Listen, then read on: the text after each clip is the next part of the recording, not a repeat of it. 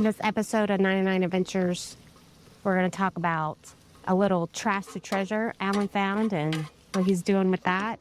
And then, is a third MC actually worth it? But we've been cooking up a storm, but I wanted to show y'all we're cooking veggies to go with some of the other things that we're cooking, but we'll talk about tacos, chicken. We'll talk about that in just a second. Yeah. So, see you in a bit. Welcome to 99 Adventures, the podcast where the campsite stories are all about the RV lifestyle. We're your hosts, Alan and Kim, fellow lovers of all things RV living. Here on 99 Adventures, we explore the highs and pickups of life on wheels, whether it's discovering hidden gems off the beaten path or tackling the realities of RV living. But we're not just about the travel, we're about the taste, too. In every episode, we'll cook up something special right from the RV kitchen or campsite. So get hooked up, grab your skillet, and let's hit the road. It's time for 99 Adventures, where the journey and the flavors never stop. Alrighty. Okay. So we're back. We've got a bunch of things going. See the smoke from the pit? Rolling, baby, rolling. What we got cooking? We got some chicken thighs, some chicken legs. We're doing some tacos. I'm cooking the veggies right now for the tacos. We're doing some squash, zucchini, bell pepper, onion for a side to go with the chicken. Also did some potatoes, white potatoes mixed with sweet potatoes, some hash browns, if you will, but they're kind of more chunks with some onion. And so we're doing like we always do normally on Saturdays or Sundays. We cook lots of food because we're big. Prepping for the week. We're prepping for the week and trying to get ready, and here we are. So, cheers. I'm going to smoke a cigar during this episode. It's Fat Betty by the Deadwood Tobacco Company. Make good cigars. All right. So, why don't we talk about your little trash to treasure that you came across and what you did and your little DIY project. This is a mixed bag of an episode. We're not always going to do things that are RV related. We're going to mix things in from time to time, and this is one of those episodes. But it is somewhat RV related because it deals with home projects, especially if you're full-time. You decided to go full-time and you don't have a house, and therefore you don't have a garage anymore. You don't necessarily have a shop to go do little home projects. My brother-in-law has got an old charbroiled grill that I've been trying to get from him for years and years. And he always tells me no. The other day he texted me and said his neighbor was throwing away an old charbroiled grill. And it looked almost identical to the one that he has. Asked if I wanted it. And I was like, yeah, I absolutely want it. I've been in the process the last 2 weeks of updating it, repainting it, basically bringing it back to life. This is a 1968 charbroil grill. I don't know if you can see it in the picture or not, but it is 100% cast aluminum grill. They don't make them like this anymore. And so 1968, there's not one iota of any kind of rust. Of course, it's because it's aluminum, right? No pits or anything in the metal. So I'm bringing it back to life. I'm not done with it completely, but we're using it for this episode because I wanted to cook on it. It's the first time. It's the first time we're cooking on this grill. And so I'm super excited about this little project, and it'll be around for another, how old is it? 68? It's over 50 years. 52 years old. It'll be around, something that I can hand down to my son or my daughter, and they can have it for another 50 years because it literally will last that long. And so the whole point to this is, I don't want to dwell too long on that, is living in an RV park with DIY projects, right? And that really is the point. Depending on your location, where you're at, the park that you're in, every one of them have their own set of rules, right? And along with a set of rules comes with no working on vehicles. If your truck or car needed an oil change, you're not able to do that. You cannot wash your RV. You can't wash your car. that's why this kind of flows into, just because you live full-time in an RV doesn't mean that you still can't do little DIY projects, rehabbing a grill or something like that. Woodworking projects. Yeah, little we woodworking see projects. people around here doing that. Like, actually at the dog park, there are some benches there that someone here in the park made. Yeah. We see a little guy down the way. I'm looking at his trailer right now, but he sits out there. I have no idea what he's doing. Do you? Yeah, he's doing some kind of whittling. He's got a little machine over there. Yeah. He's doing some kind of whittling or whatever. machine. Little things aren't bad. It obviously depends on the park that you're in and their set of rules. My old saying is that sometimes it's easier to ask forgiveness than it is to ask for permission. This was a DIY project that definitely could be done when you're sitting at a campground, because talk a little bit about what you did to the grill, because it's not like you were flushing transmission fluid or oil I mean, change or... So I did some major scraping on the inside to pull all the old cooked stuff off of it. On the inside, yeah. On the inside, tore it completely apart, replaced all of the rusted hardware because it was not aluminum. Those were steel bolts that were through there, and so they were rusted.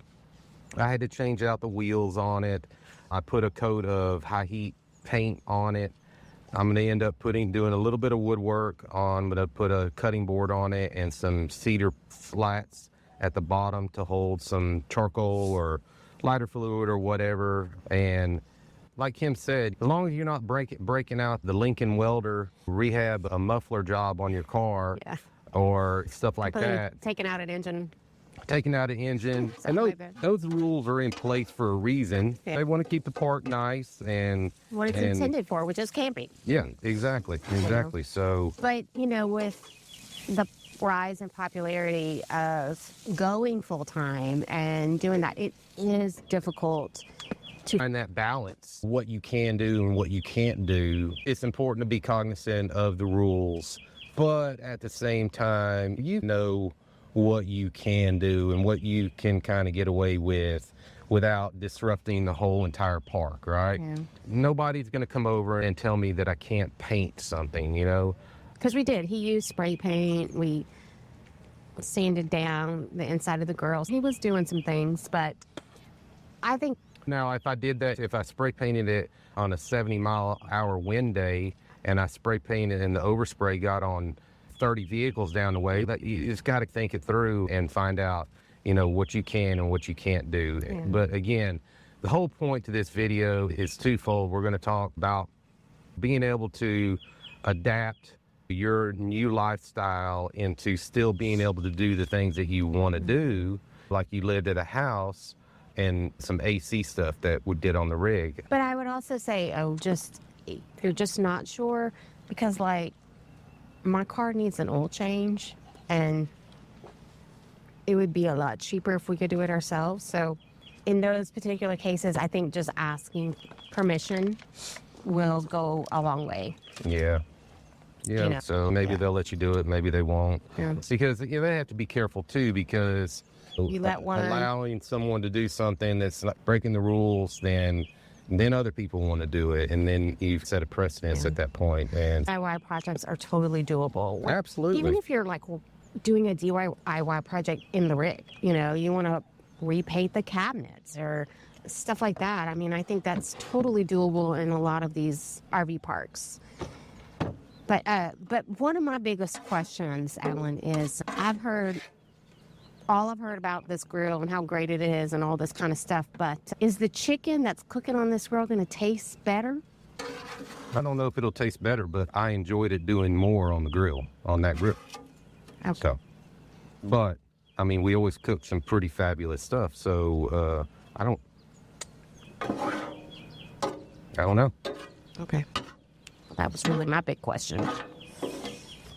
But, all right. Tacos? Tacos, yep. With veggies. We have tortillas inside, so make great lunches or salads or whatever throughout the week. And then the potatoes. You want to show the potatoes? Yeah, potato. Hash brownie potatoes, regular sweet potatoes. Because we're house divided over here. Regular potato, sweet potato. Okay, well, let's talk about this third AC. Is it worth it? Well, I think that's a loaded question. First of all, It is.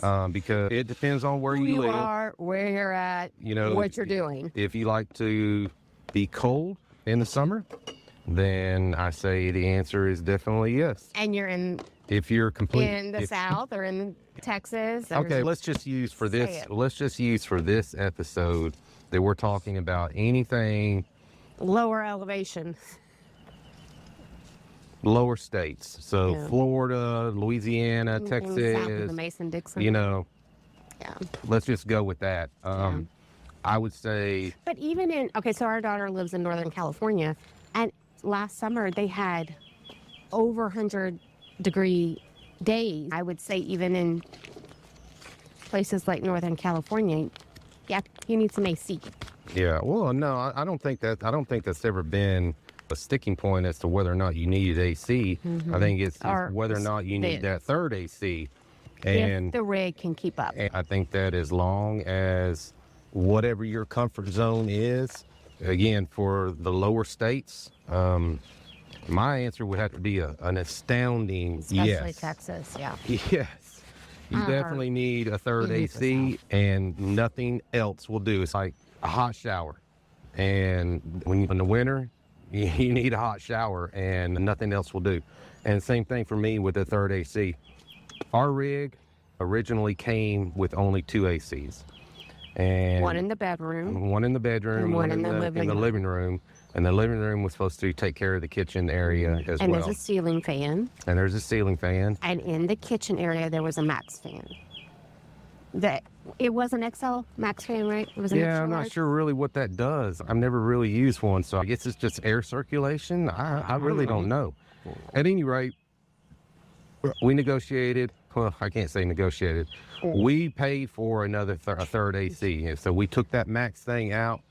And they originally told us that they were going to put one in, but it was going to be a manual. Like we would have to turn it on and off from the floor. Well, first of all, I can't even reach that, much less Kim. Much less me. And not only that wouldn't be right. It wouldn't look right, So I told them no, I didn't want that. I wanted something with the thermostat, just like the other ones.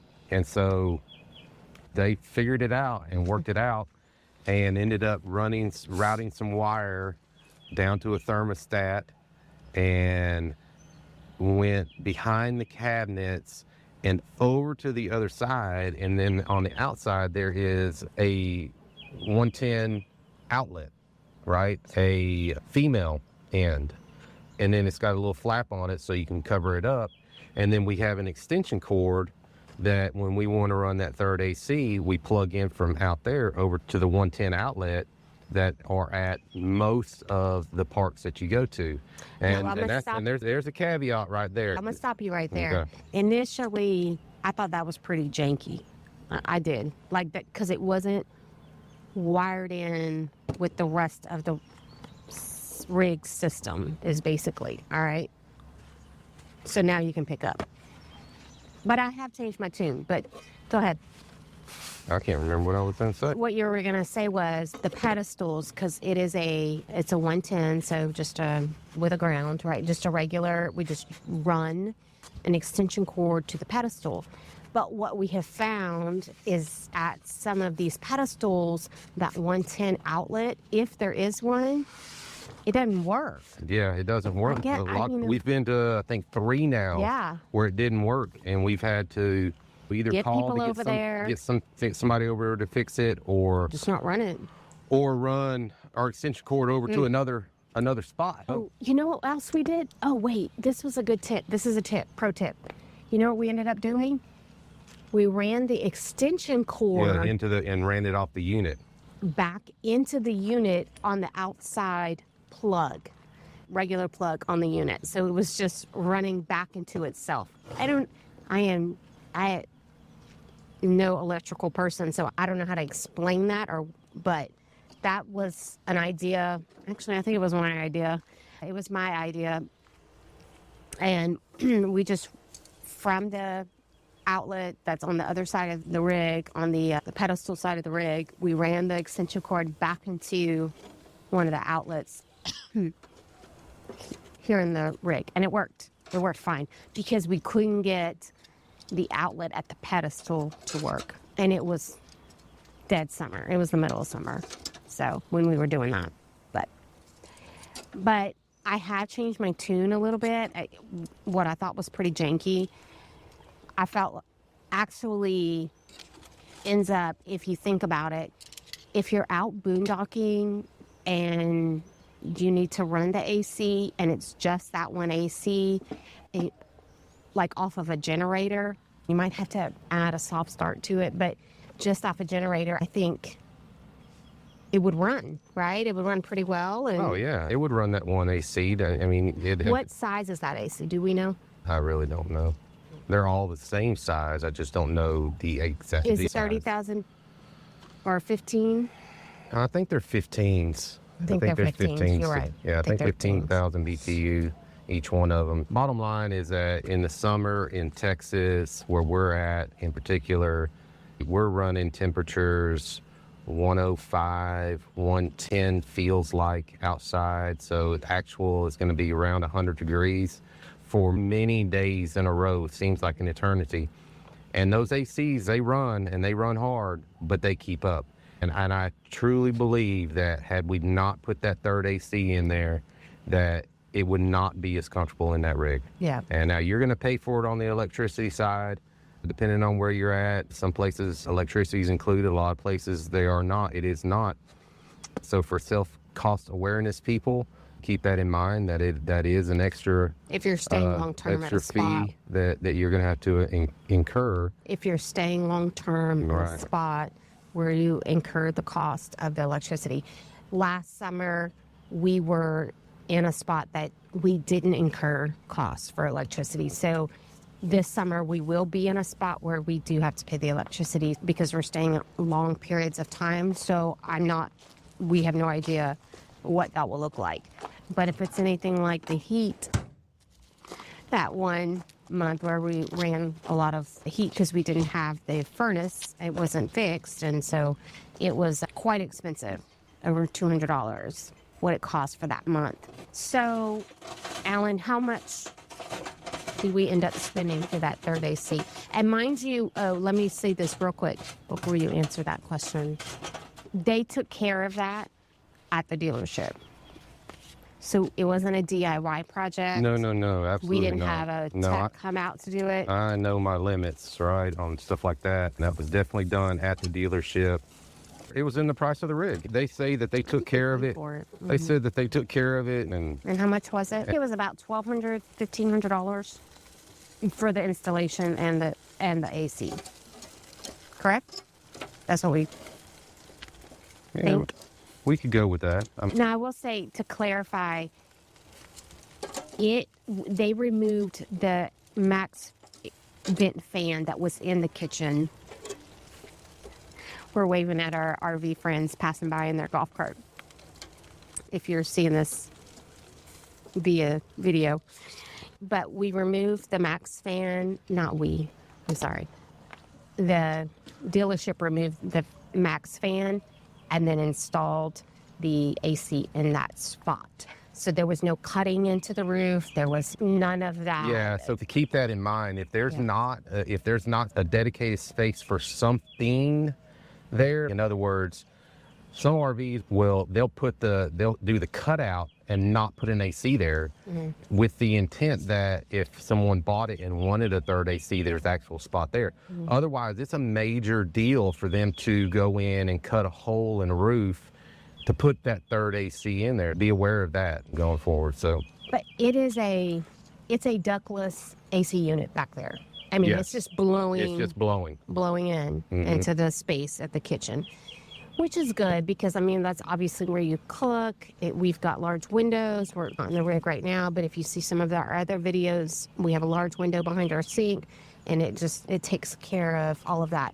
They added thermostat, but they did keep the button for the max fan. So we actually have an extra button there that does nothing. But if they would have taken it out, then there would have been a hole in the backsplash. And so their thought there was, I'd rather you have that and it doesn't work than to pull that out and then now you've got a big gaping hole there for Or if nothing. somebody wanted to remove the AC and put the max fan back, Why anybody would want to do that, I don't know. I don't know it. Yeah. It's dumb, but anyway. So that was pretty much it. We definitely, for us, in where we're at physically in the United States with the heat, yeah. Third Sure. AC. Got to have it. For sure. Got to have it. Yeah. And I think, too, if we were boondocking or using with a generator or whatever, it would be it's a great option to be able to keep the rig cool and it be able to run off of that. Yeah, me personally, I like to sleep at 70 degrees. And during the summer, with that third AC running, the units will actually cycle off. I truly believe that if we were only running 2 units in the summer, even at night in Texas, you're still running 83 to 85 degrees in 12 o'clock at night. Mm-hmm. And they would never cycle off. They would just constantly run. That's a lot of wear and tear on your AC units, so you're not going to get as much life out of those. And it's super expensive with the electricity costs and whatnot. But I think the point is, the third AC worth it? To us, the answer is an astounding yes. You have to have it. Everybody's different strokes for different folks. It's just information for you guys, and use it however you choose. Yeah. But that it is doable in some of the rigs. Some of the, I will say, larger rigs that have the space or the... Yeah, so our rig is a 38 RK. Total length on 43. It is going to be about 43 feet in comparison to what maybe you're looking at, or whether it be new or used. That's the comparison. Well, we have some good news that we were going to share. What's that? We had a great week this week. Oh, it was a fabulous week. It was a fabulous week. So in our first episode, we talked about a little bit about us and our kids, and Connor, our youngest one. He'll be 20 at the end of this month. He is a sophomore at University of Texas, San Antonio.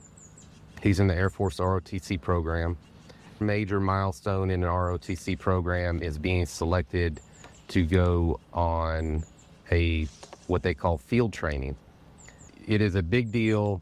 It is a make or break point in an ROTC program to get a slot to go to field training. If you do not get a slot, then you essentially have to repeat your current year, and you have to basically show leadership, volunteer, your GPA matters, all of these things matter, and hope you get selected the next year. If you don't, you keep this vicious cycle going. At any rate, Connor got a spot, and so he goes to field training this summer for 2 weeks, which is basically officer candidate school for the Air Force. Yep. And so what that means is multiple things. One, that means that, God forbid, something else happened in his life, he is going to be a commissioned officer in the Air Force. That's what that means. Second thing that means is that for his junior and senior year, he goes under full academic scholarship, which is a big, big deal, right? He also takes his oath of enlistment tomorrow, as a matter of fact. He will get his military CAT card, give him access to all the bases that he wants to go to and whatnot. He is dead set. He is set for the rest of his life.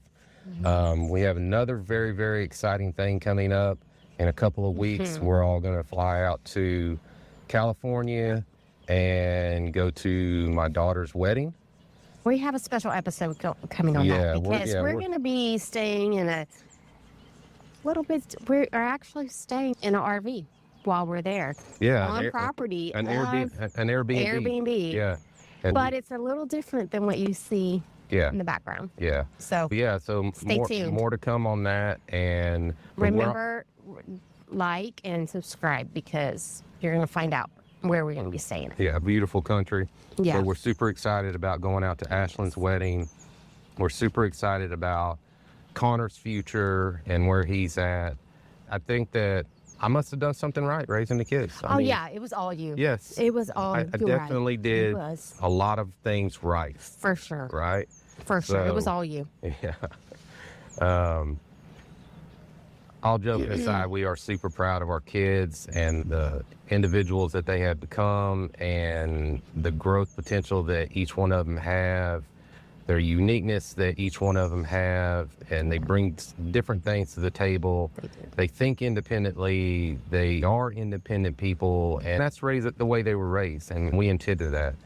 It was fully planned that they would be raised like that, and I make no apologies for it because again, this is just our opinion. It teaches them a lot about life and, how hard it is out there because nothing's given to you anyway. I won't keep ranting on that. To that point, nothing's given to you is Connor has worked. He's worked his butt off. for that Very spot. hard To get this he has shown. slot and Yeah, it's a big deal. So, anyway. All right. Well, just like that, another journey comes to a close on 99 Adventures. We still have our chicken cooking. We also have Boudin, and there's a foil packet there, some carrots. I don't eat carrots very often. We don't do that, but I was craving some carrots. I don't know. So we'll see. Everything looks super good. It does. I'm expecting this chicken to be excellent on this Charbroil from the 60s. Yeah, the 60s, man. I mean, come on, dude. It is older than us. You can't beat that. Yeah. All right. So raise a glass. Here's to RV life, tasty meals, and adventures still waiting for us. Cheers. Peace. Enjoy your next adventure, and bon appetit.